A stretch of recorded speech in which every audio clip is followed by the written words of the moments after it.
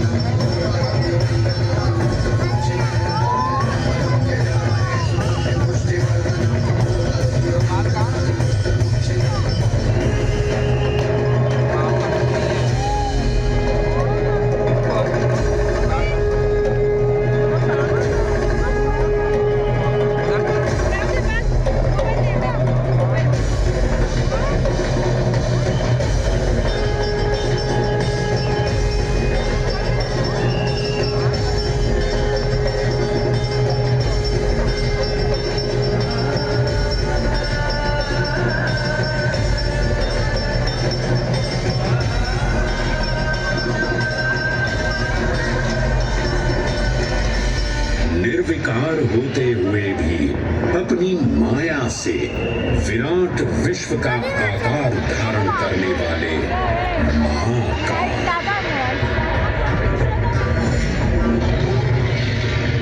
मेरुगिरी को धनुष और भगवान विष्णु को बाण बना दैत्यों के 3 पुरों का नाश करने वाले महाकाल, वो महाकाल जो तीनों लोकों में विद्यमान सभी शिवलिंगों में प्रधान है।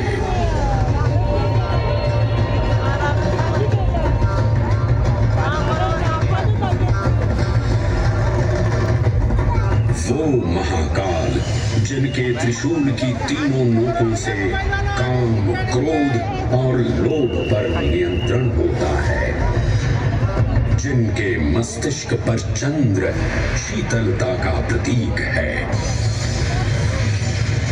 और जिनकी सवारी नंदी के 4 चरण सत्य, दया, दान और तप का चिन्ह है।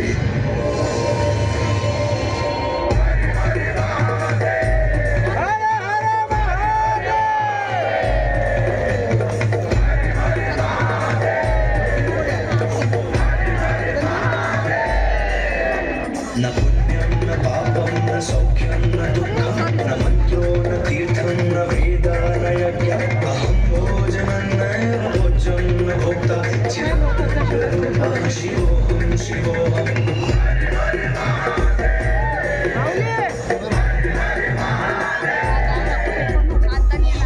विकल्पो निराकाररूपो विभुत्वान् च सर्वत्र सर्वेन्द्रियाणां न चासङ्गतं नैव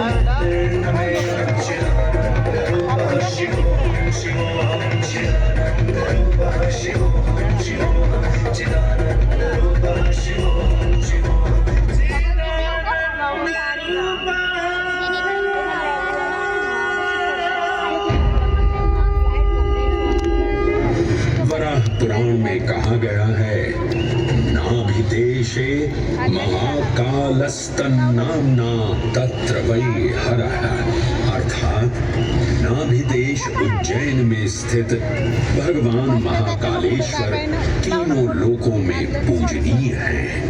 आकाशे तारकामलिंगम पाताले हाटकेश्वरम मृत्युलोके महाकालम सर्वलिंगम नमोस्तुते। आकाश में तारक लिंग के रूप में, पाताल में हाटकेश्वर के रूप में और मृत्युलोक में महाकाल के रूप में स्थित भगवान शिव को प्रणाम। समस्त लिंग स्वरूपों में विद्यमान भगवान शिव को सादर नमस्कार। नाभिदेश उज्जैन का अटूट बंधन है महाकाल के साथ, जो महाकाल स्तोत्र में उल्लिखित है। उज्जयिन्यां महाकालम महाकालेश्वरम हरम महाकालम महायोगिनम नमामि पार्वती पतिम। तो चलिए मैं आपको कथा सुनाता हूँ इसी महान उज्जैन नगर की। उज्जैन, जिसे संस्कृत साहित्य में अवंतिका, विशाला, कुशस्थली, पद्मावती, कनकश्रृंगा, स्वर्णश्रृंगा, प्रतिकल्पा, कुमुदवती और अमरावती के नाम से पुकारा गया। उज्जैन, जो मनुष्य को मोक्ष प्रदान करने वाली 7 नगरियों में से एक है। उज्जैन, जहां 84 महादेव का आशीर्वाद प्राप्त है। उज्जैन, जिस पर सदा ही कृपा रहती है महाकाल की। यहाँ सतत क्षिप्रा नदी की निर्मल धारा बहती है। डमरू के नाद से जीवन को ऊर्जा मिलती है। घंटियों की झंकार मन को आनंदित करती है। और यहाँ का आकाश शिव आशीष स्वरूप है। श्मशान ऊषर क्षेत्र पीठम तू मनमेव च पंचकत्र न लभ्यते महाकाल पुरंदते।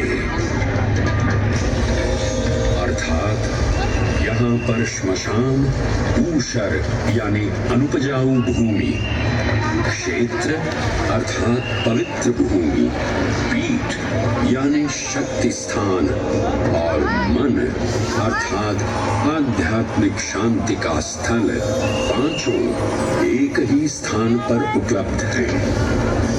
ये संयोग महाकाल की नगरी उज्जैन की महिमा को और गरिमामय बना देता है। उज्जैन के इस अलौकिक स्वरूप से प्रभावित हो महाकवि कालिदास अपने काव्य मेघदूत में लिखते हैं, हे जलधर, यदि महाकाल के मंदिर में समय से पहले तुम पहुंच जाओ तो तब तक वहां ठहर जाना जब तक सूर्य आंख से ओझल न हो जाए। शिव की संध्याकालीन आरती के समय नगाड़े जैसी मधुर ध्वनि करते हुए तुम्हें अपने धीर गंभीर गर्जनों का पूरा फल प्राप्त होगा।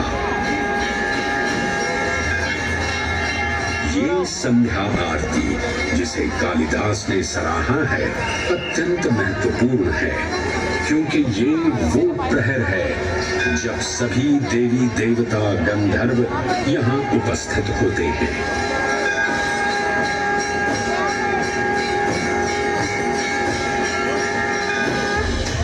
उज्जैन की महिमा अद्वितीय है।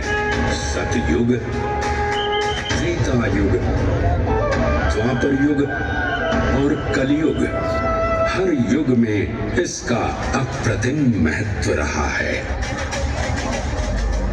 इस काल यात्रा में सबसे पहले आपको सतयुग के उस कालखंड में ले चलता हूँ जहाँ देव और दानव एकत्रित हैं समुद्र मंथन करने के लिए।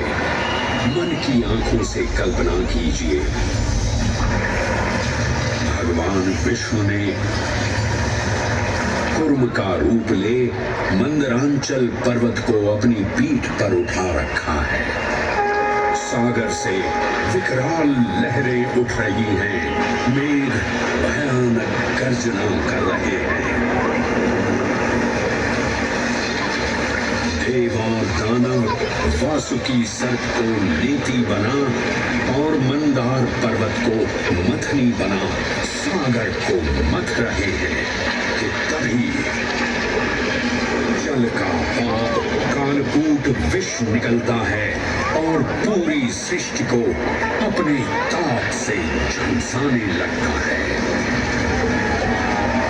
इस भयावह स्थिति ने देवताओं और असुरों के बीच हाहाकार मचा दिया। ये कैसा अनर्थ है? लक्ष्य था अमृतत्व का, पर अब मृत्यु की विकराल छवि हमारी आंखों के समक्ष मंडरा रही है। इस भयंकर संकट से केवल वही उद्धारकर्ता मुक्ति दिला सकते हैं जो समस्त विश्व के परम संरक्षक हैं।